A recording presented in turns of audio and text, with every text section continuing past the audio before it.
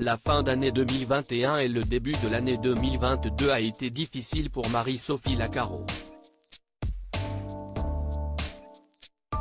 La présentatrice de 47 ans, qui a remplacé le défunt Jean-Pierre Pernaut au JT de 13h de TF1, a souffert d'une maladie rare et sévère à l'œil. Un sujet qu'elle a déjà évoqué lors d'interviews. Grosse désillusion pour les fans de Marie-Sophie Lacaro, à la fin des vacances d'hiver. Ce n'est pas elle que le public a retrouvé à la tête du journal télévisé, mais Jacques Legros. Bonjour à tous. Je me réjouissais de vous retrouver demain et de vous souhaiter une très belle année en direct à 13h. Mais un souci médical va m'empêcher de vous rejoindre.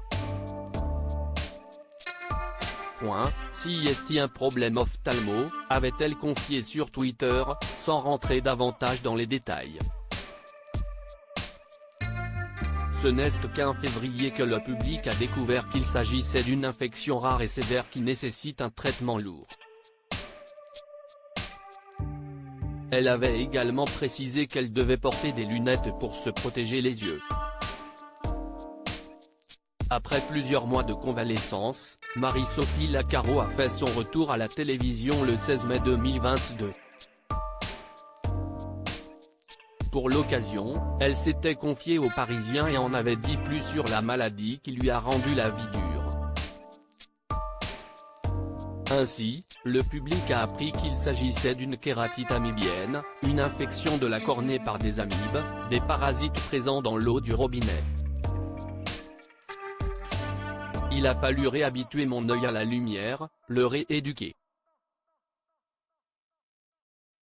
Au départ je portais des lunettes de soleil puis j'ai commencé à les enlever.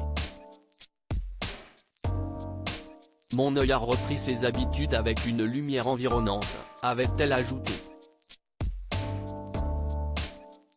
Une maladie très douloureuse. L'épouse de Pierre Bascou s'était davantage épanchée sur le sujet lors de son passage dans Quotidien, TMC, le 19 mai. Elle avait expliqué que durant 2 mois, elle avait dû vivre dans le noir sans écran, sans livre et sans possibilité d'écouter la radio ou la musique à cause de maux de tête. Si est très douloureux. Vous avez l'impression d'avoir des graviers ou des morceaux de verre dans l'œil. Ça gratte en permanence et ça provoque des douleurs qui vous remontent dans la tête et qui descendent dans les dents. Le spécialiste qui m'a suivi a pour habitude de dire que certaines douleurs peuvent aller jusqu'à 40 fois celles d'une rage de dents. On ne se pose pas de questions, on attend que ça aille mieux, s'était-elle souvenue. Afin de guérir, elle a notamment dû utiliser des collyres très toxiques et très agressifs. Cette épreuve a changé Marie-Sophie Lacaro qui se sent désormais plus forte et un peu boulimique de tout. J'ai un peu envie de tout, et je me pose peut-être encore moins de questions qu'avant. Je pense que cela m'a aidé à être plus optimiste et positive, je vois le verre à moitié plein plutôt qu'à moitié vide, avait-elle conclu.